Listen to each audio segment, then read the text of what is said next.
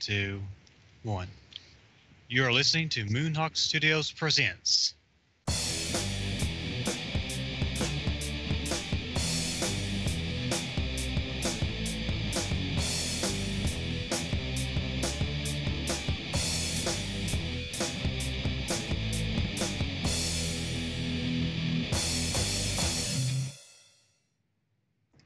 All right, welcome to another edition of Moonhawk Studios Presents. I am your host, Mac Paladin, and oh my god, we're starting on time for once. Of course, I jinxed it now. The entire call will drop and I won't be able to get back on Skype. I'll lose my internet or something. Skype has mysterious maintenance. Yeah. I'm pretty sure we're on the right channel at least. Yeah, mandatory update. Oh, who just dropped it? Okay, never mind. Wasn't us. All right, well, with me in the studio as always is my good friend Adam. Yeah, don't joke about that. We had that shit happen on Sunday. Oh boy. All right, we also got Ogre here. Did I drop? No, I'm good. All right. What? I couldn't hear you. On technicals, we hope, Petty Fan. If I sit here quietly, he'll forget I'm here. Unlikely. Also, the Golics. So I am. And donning his blue helmet, Twilight Winter. Hello. Currently, the neurons are firing a little slowly on my end here, so we'll try to have a great show for you tonight. But, Adam, why don't you lead us off with the news? Well, my news is Hurricane Irma. Welcome to the end of days. Hopefully not. I'm like, everyone's fucking nervous as fuck down here because, well, you know, the entire state's under a state of emergency because don't exactly know where the hurricane's moving. Like, and, you know, spent a significant portion of yesterday prepping for that as best could be done because all the major supplies that are important have been snatched up. Oh yeah, that stuff goes out fast. Yeah, you can't find bottled water anywhere.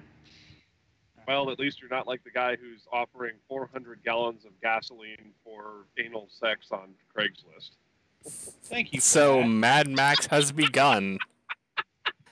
Oh my god, I couldn't believe this. I saw this, and I'm like, this has to be a hoax. Let's not turn this into Up Late with Mace, okay? No, I'm just saying. 400 gallons of gasoline for lascivious acts. That's beyond. Yeah. Yeah, I'm like, moving quickly along. Sprinting more like it. Yeah.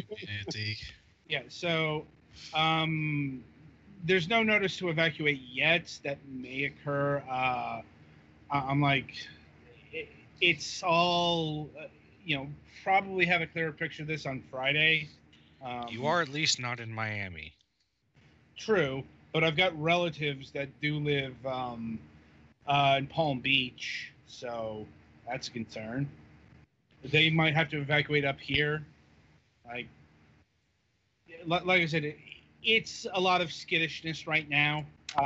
Based on most of the projections, I think we'll be fine-ish. Yeah. I say that because, even if we get hit with bans, we could be without power for a while. And yes, as I mentioned on Fragments, that will, if I'm without power, that's going to delay our regular production schedule. If that occurs, we'll deal with it then. But right now, it's just a lot of waiting and seeing where things lie. All right, Ogre, over to you. It's been a tiring week. Very tiring. Knock and Barry got married on Saturday. It was a very nice ceremony, but it was a very long ceremony, as most weddings tend to be very long engagements.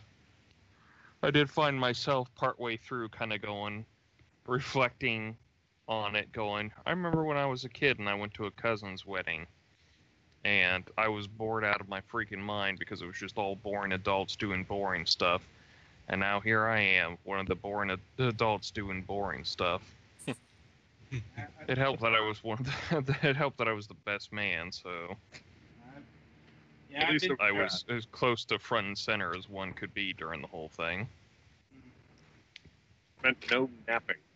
And let's see, and that week was kind of tiring because we had the rehearsal dinner on Thursday. We had the quote-unquote bachelor party, which just devolved into basically going to a Japanese steakhouse, eating there, and then going our separate ways. I don't know. Because Sounds like we're a not good a bachelor rowdy, party to we're me. not a rowdy bunch at all. And Saturday was the ceremony. Sunday and Monday were hangout days because Bear, Goron, and Lenny were there, and it'd been years since most of these guys got together in person, so we kind of just all decided to hang out and have some fun. So we did. We actually played mini golf on Sunday. I think Knock ended up winning. I don't really recall, but other than that, let's see. Let's Plays were taken care of last week because, duh, I'm not that stupid. So all of Team and T2 was taken care of that day, and part of the next one was done. Then we'll probably do another. Then we'll probably do another small beat 'em up game, just to start rounding things out. And then probably something for Halloween. We'll see what happens there, if we can time it out right. I was thinking about doing Xenoverse 2, but well, it was more Lenny wanted to wait till January to do it, so we'll just we'll probably hold off till around that time to take care of it, and then we'll see what happens. Let's see. Anything else to think of real quick? Nope, not much. Okay. So, next person then. All right, Petty Fan, hit me. I can't. You're too far away, but I can give you my news. Oh, still been looking for more guests for the show. Been kind of just doing life stuff. I think I've pretty much completed Sonic Mania, other than a couple achievements and like 2 Blue Sphere medals. And I've been debating if I want to get that on Steam or not because I'm a madman. Well, since the DRM's been cracked, you might as well wait until they remove it. Yeah, something like that. Mm. Outside of that, really not a whole lot's been going on. It's been kind of quiet. All right, Golix, what have you got? My parents got back from their vacation earlier today, so they're getting settled. Well, they've gone to bed now, but we'll be getting them. I'm sure there will be a lot of laundry being done the next few days and stuff, so that's the thing. I'm kind of tired today because the cat woke me up twice last night, but, you know, cats are going to do that sometimes. Hopefully not, now that they're back. Video game wise, I finished the single player part of Splatoon 2 the other day, so there's still plenty to do because to unlock the weapons from that mode, you have to beat every stage in single player with each weapon, which that's 8 weapons. So there's still a lot to do, but it's nice to be able to unlock the armors you get for that and stuff. Not too much going on other than that, really. I guess it hasn't been a very exciting week. Wow, you guys are just loaded with chuckles. Like Twilight, I said, I'm tired. Twilight, save us from mediocrity. I'm not sure if I can. Such enthusiasm. Well, I said last week that my family had a medical emergency that came up with my aunt having a mini stroke and ended up in the hospital, but that's been resolved and ended well. She's fine, lively as ever. Well, that's good. Yeah. Then my mother got a new PC after her old one pretty much died a few weeks ago. Got all set up and working well. And besides that, been doing games for Fragments for this week's reviews. That'd be it. Okay. They can't all be winners, man. Nope. Man. Guess we can't have any winners tonight. So what do you have thrilling going on in your Arizona-oriented existence? Oh, there is much going on. Starship Moonhawk continues to update 3 times a week. Oh, man. I have all the pages created through the end of the month, so that's covered. What else do we have going on? We're actually making preliminary moves to start working on episode 2 of the animated series. So Cool, you shopped the test concept first episode around a bit? Nope. Keith was just showing me sample animations of something he was doing, and I'm like, well, if you can do that, and then we can get at least one more animator, then we've got this in the bag. Our guy, Oshigan, also known as Henderson Soares out of Brazil, it has experience manufacturing assets for programs like Anime Studio or Toon Boom Harmony, which means that we're going to approach this. We're going to continuously try to improve this throughout the first season. We're going to try to get the show as close to a professionally made anime as possible. But we have to start somewhere.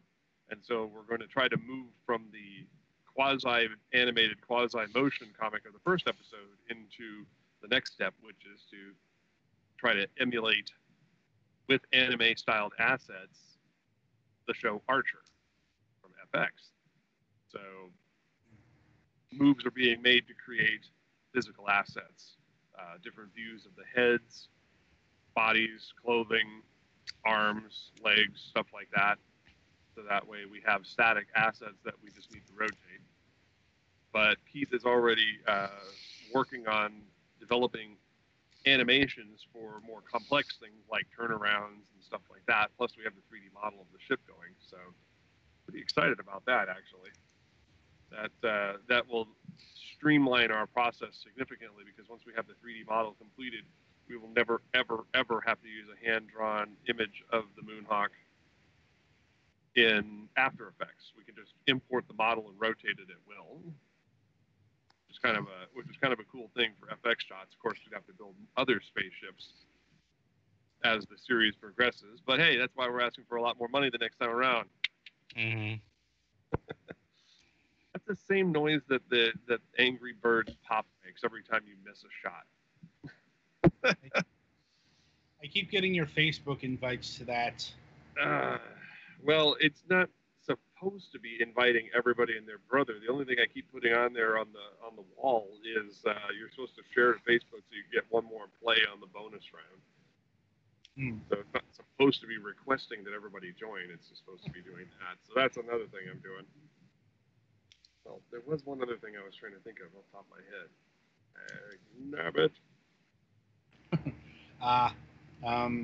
Is it how's the reception been for the motion comic? Pretty good so far. We've got over 130 views on it, which is, well, considering the fact that we've released the teaser in April, and it has a cumulative 260 views on it. We're already halfway there. Only a week out. Woo! Mm-hmm.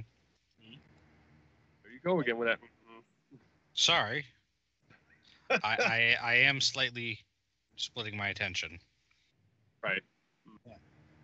Yeah, you so when do you start shopping that around? Well, I've already started looking for people. I did find someone who was already familiar with how to manufacture 3-dimensional backgrounds, a la the show Archer. So And that person actually had samples in their gallery, which is shocking. Normally it's like, yeah, I'm looking for an anime themed artist who can do this, that, and the other thing. And it's like, well, I mean, I can do everything else, but I mean, my anime stuff is private and I can't share it. So it's like, so you can't show me anything that I want to see. Thanks, next candidate. It's shocking how many people are like, well, I've never done that kind of thing before, but I'll give it a go. And I'm like, I'm offering to pay cash money for this. I'm pretty sure you are not qualified, but thanks for playing. Just, it gets weird because, you know, you put out specifically, I don't want people who do this to apply. Oh, hey, by the way, I do that thing that you don't want done. But anyway. Indeed. And I have no samples. So we have a regular matte painter for the background. We have a three-dimensional background artist. We have a character asset creator. We have 2 lead animators. And the comic itself will serve as a storyboard, of course, so we don't have to hire a storyboard artist. Thank God. My asset people already know how to work with my stuff, so it's kind of useful having built this team. We're just adding a few extra pieces to it. As I said, we're trying to get now that I've got a background artist, asset designer, and all that stuff, it's going to make the production time, I would imagine, a lot less. Well, yeah, you got the pipeline built. You don't have to do that again. Right. Well, and as I said, we're only adding to the team. We're not trying to ramp up our efforts with the same people, because I think that would probably take 4 to 5 times as long. So it's pretty damned exciting stuff. There was one thing I wanted to bring up today, and I was thinking about it the whole time we were doing the news. Like, it's okay. So, the hell with it. Let's move on to the next segment. Our guest needs little introduction, but I'm going to do it anyway because I love being pretentious on this show. Okay. He's an independent filmmaker, console modder, and a bit of an internet celebrity. Star of Element 14's The Ben Heck Show, the eponymously named Ben Heck. Ben, welcome to the program. Hi, how's it going? Your resume is quite extensive here. I'm just browsing through the Wikipedia page, and I'm just trying to decide where to start. But why don't you tell us? God, I've never even looked at that page. Too embarrassing. Why don't you tell us a little bit about your program for those who might not know? The Ben Heck Show? Yeah, your main. Right. Okay, so it's a weekly YouTube show that we put on through the Element 14 community. We talk about electronics, and we do a lot of cool projects, and we get people excited about electronics. We are doing like 3 major projects right now. We're doing like a kind of like some long-term builds. We're like trying to build a super glue gun, like the glue gun of the future. Trying to make a miniature pinball machine kit, and then also we're trying to make like a handheld educational binary hex decimal game. And it comes out every week. You can find it on the Element 14 community, also on YouTube. And that's what I spend most of my time doing during the week. I also have a podcast on my own website. We only do that like once a month. Okay. Because I was reading here that you have 2 of them, but you just got the one now that you're doing. Do podcasts? Yeah. Well, I mean, everything on Wikipedia could be lies, so you'll have to correct me as I go here. Right. Well, we do an audio podcast as well. I just do that on my own website. It's not through Element 14. Now, one of the things you're famous for is taking apart and modding video game consoles. What's your personal favorite? My personal favorite console, the personal favorite one that I took apart and modded. Modded, yeah, the one that personal favorite that you modded. Well, I'm a big fan of 8-bit computers, so I like the 8-bit computer mods that I've done, like the Atari 800 and the Commodore 64 and the Apple II GS. Those are probably my favorites, although people tend to like the Nintendo stuff or the Xbox stuff more in general, but I like 8-bit computers from the 80s, personally. Okay. you have a specific process for selecting which one you're going to do next, and how you go about it, or? Well, it's usually something that I haven't worked on before. I did make an N64 long ago, probably 2006 or something. That console is really hard to work on. Then for some reason, I decided that I would make another one. We covered it on the show, and it was quite difficult to get done because we were being a little aggressive with the hacking. So a lot of times it's like what people are asking for or something I haven't done before, something I find interesting. But lately I've mostly been targeting 8-bit classic computers because I've done quite a few modifications with actual consoles over the years. And also a lot of especially the modern consoles, are about as compact as you can get them. Yeah, to an extent. I mean, you can't really, because in the olden days you could just put them onto a bandsaw and remove parts of the PCB that you didn't really need all that much. But yeah, you try that. Computers. What?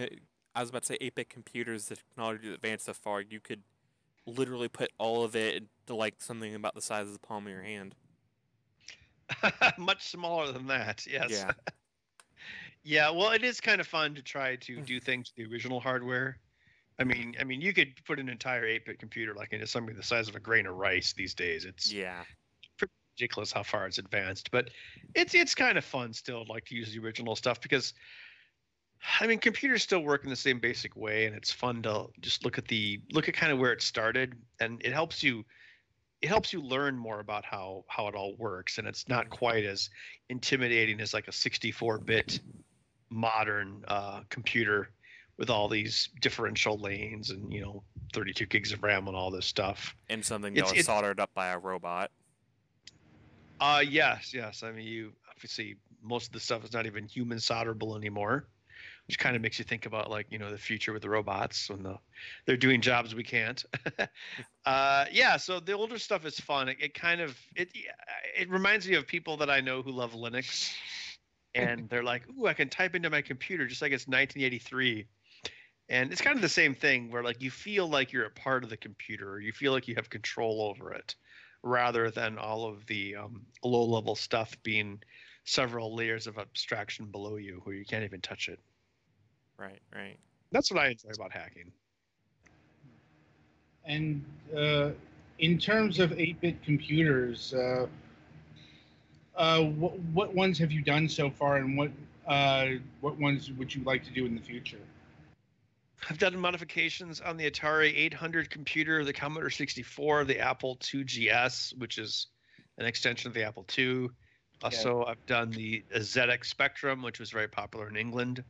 Mm-hmm. I think those are it. Still plenty of models out there. Yeah, you could do the TRS-80 or the Tandy Color computer. MSX from Japan. What else is really popular? Yeah, MSX would actually be kind of interesting. Yeah, I mean, the first MSX was kind of like a glorified ColecoVision in a way. Mm-hmm.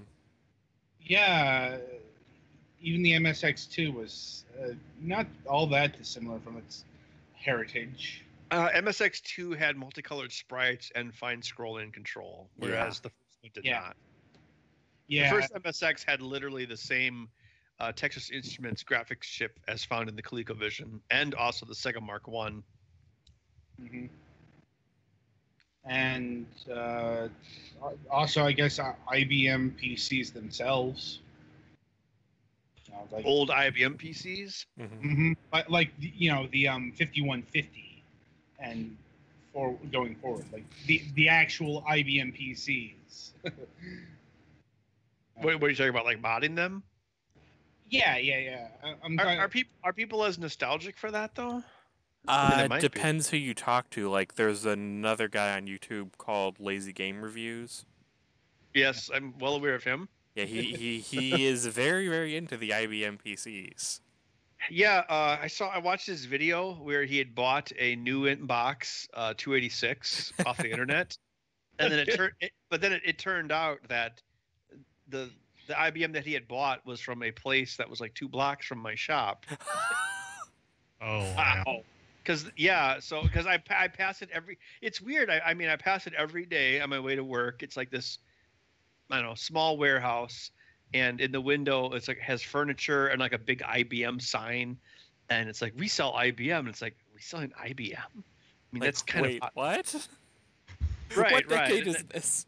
Then right next to it's like a redneck bar. So anyway, but then Felix, my assistant, comes in one day, and he's like, "Ben, look what I got," and he had stopped by there and bought a mint inbox IBM 286 just as Clint did from Lazy Game Reviews, and that guy was charging a pretty penny for it, but that guy was an IBM dealer who was selling those back in the 80s, and basically he had a bunch of unsold stock, and he kept it for 30 years until it became valuable again. That's how you do it. Yeah. And now the place is for rent and empty. Aw. So you couldn't get one easily just to tear it down. No, we had Felix's. Felix bought one. I think he spent like $500 or $600 on it. To be fair, that is technically a deal compared to what it was when it was new. When it was new. Yes, especially when you take inflation into account. Mhm. Yeah, it was really bizarre because just like the one that Clint had, it was it was an unopened. It had been in that box for 30 years or however long, just about 30 years. We want to do an episode about it. I think the idea is we want to see how much we can upgrade it. I don't think Felix was like a big PC gamer in the 90s, but I don't think he's probably nearly as versed as Clint is as far as that sort of thing goes. Yeah. But it still might be fun to like see how much extra RAM we can put into it. See if we can get it playing Wolfenstein. It couldn't play Doom because Doom required a 386.